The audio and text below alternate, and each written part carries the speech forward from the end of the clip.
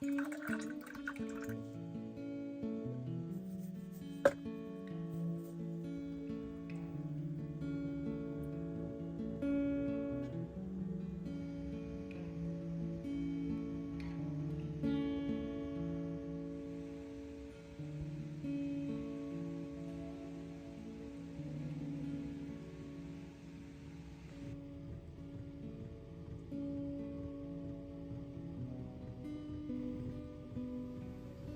last breath of winter lingers in the air. The calendar says it's spring now, but it's not quite here yet.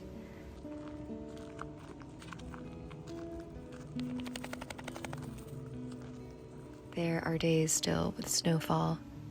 The trees stand bare, and the nights still hold a quiet chill.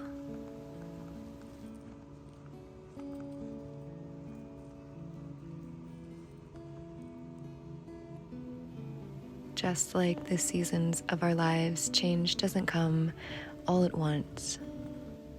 I really used to resist the season of winter, to rush through it or travel far away, doing anything to avoid the discomfort of the cold and the feeling of needing to be in survival mode.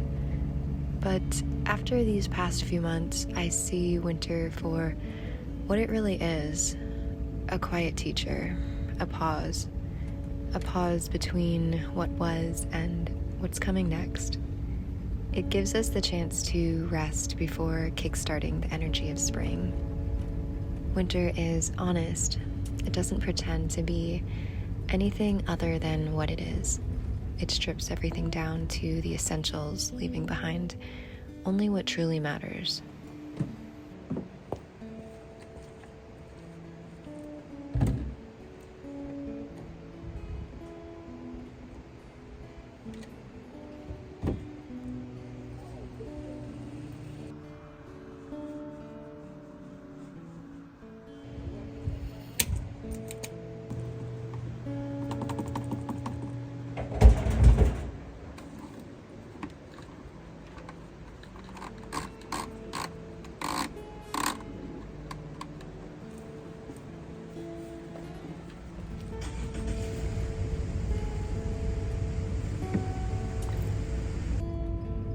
As my body has adjusted to the colder temperatures, I've realized it's not as daunting as I once believed.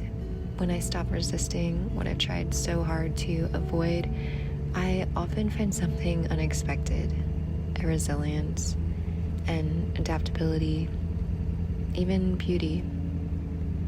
Life is fluid and constantly changing. Finding a rhythm, adapting to a new environment, it all takes a little bit of preparation, but sometimes simple comforts like a warm nest or a hot cup of tea are so rewarding and make all the difference.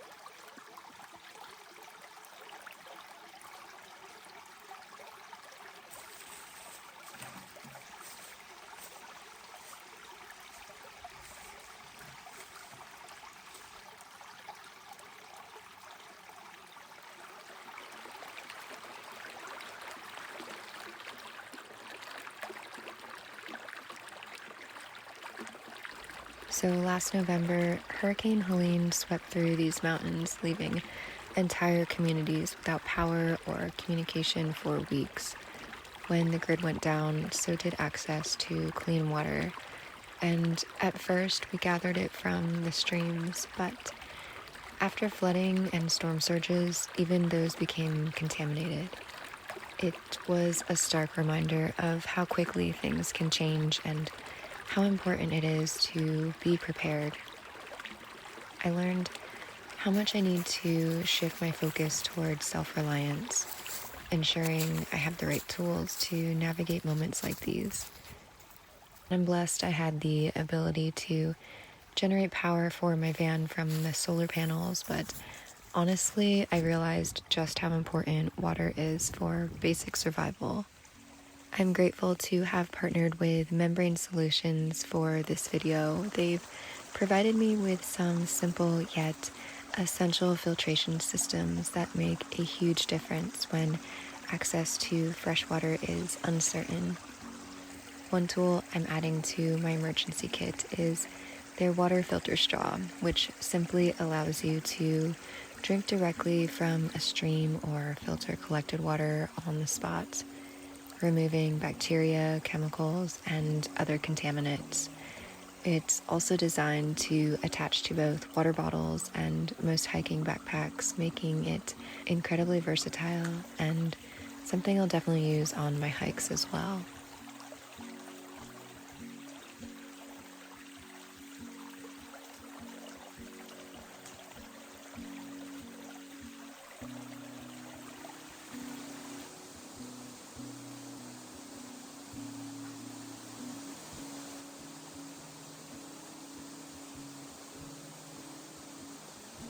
Another tool I'm looking forward to utilizing in my home is their stainless steel countertop filter. It's a gravity-fed design and is extremely efficient for off-grid use. It utilizes UV light plus 3 internal filters that treat over 9,000 gallons, ensuring over 3 years worth of clean water for a family of 4.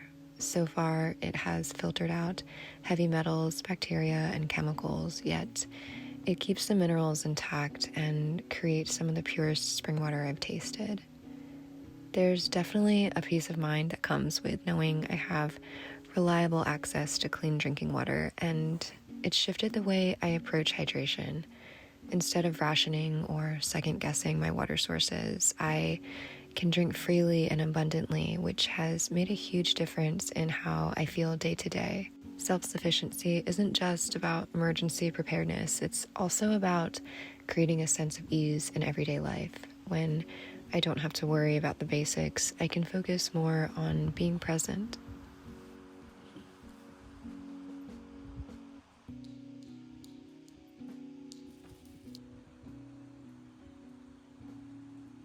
Well, it's been over a week since spring has officially started, and these rising temperatures feel nice, but it's quite a concern because humidity levels have been extremely low and winds have been quite high. This region in the southern Appalachian, as well as some neighboring states, have been under a total burn ban, but despite that, there have been multiple wildfires that have sparked across the region. What is fueling them is actually much of the debris from the past hurricane. So it's been quite a challenge for firefighters to keep it contained. So I'm honestly just getting physically, mentally, and all the ways prepared to evacuate if need be. There haven't really been any evacuation orders yet in my area, and thankfully I'm far enough away to where I can just get up and go. But authorities have recommended that we get our go bags ready, just backpacks that contain the necessities that you can just grab and go. And it really makes me appreciate my tiny home on wheels because honestly, this whole structure is a go bag. So all I really need to do is collect the animals and start the engine and leave.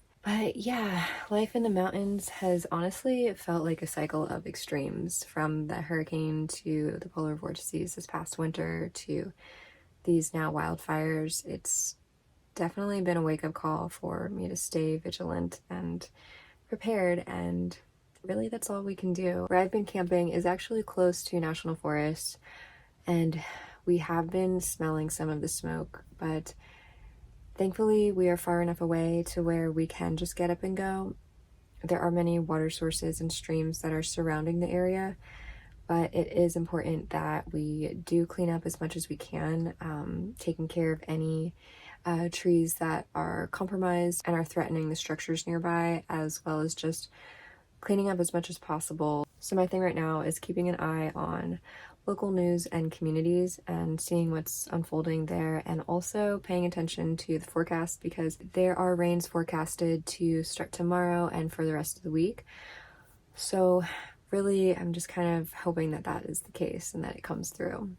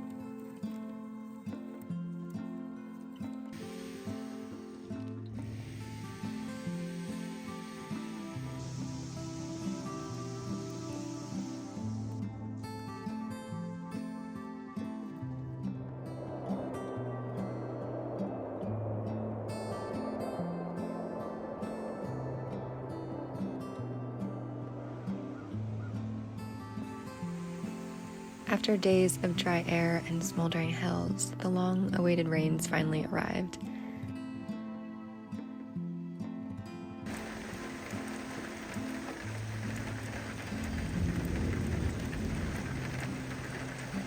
The fires have died down, and with that, the burn ban has been lifted. The sound of rain after all this carries a different feeling. The way it taps against the roof, drips from the trees, and settles into the earth. It now feels like an energy restoring balance.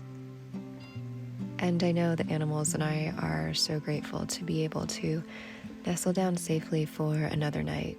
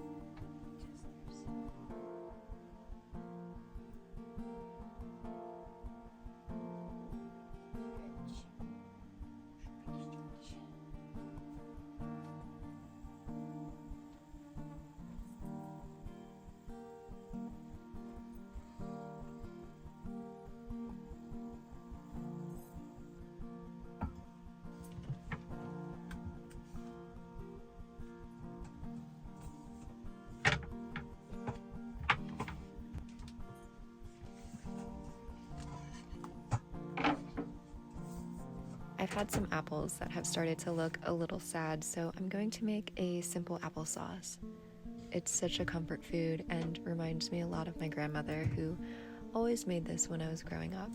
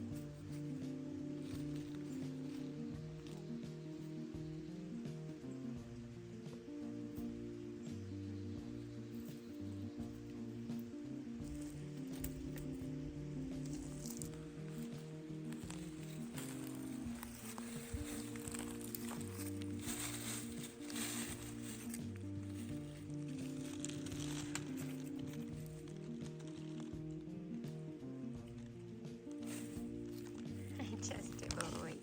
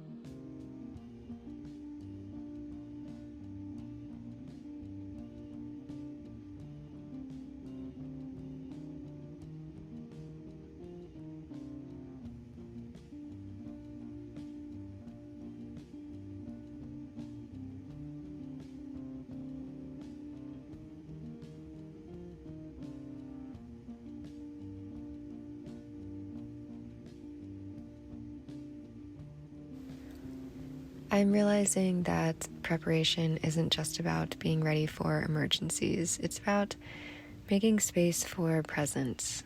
When we take care of the essentials, when we create stability in the small things, it gives us the freedom to live more fully in the moment, to notice the way the light is shifting, the way the wind carries new scents, the way the land softens before it bursts into life.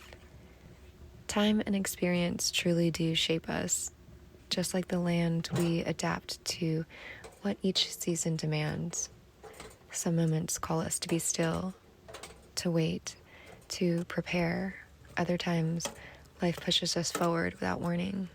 But when we take the time to build a strong foundation, when we prepare, not from fear, but from wisdom, We can move with the changes instead of being uprooted by them. There's something about learning to trust the pace of nature that feels like an act of rebellion in today's world. We're taught to push through, to always be producing, to measure our worth by how much we get done. But nature doesn't force itself into bloom before it's ready. The trees don't rush to leaf out just because the calendar says spring has arrived.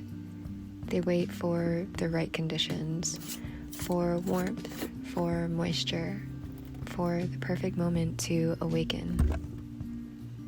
I feel like this chapter of life has been a lesson in contrasts. The slow thaw of winter alongside the urgency of wildfires. One moment demands patience, the next action. But nature doesn't rush, and I'm realizing society may not have to either. Just as the trees take their time before blooming, we can ease into this new season, taking deliberate steps, not sprinting, but moving forward with intention. Maybe in a world that constantly pushes us to do the next thing, there's wisdom in letting things unfold at their own pace.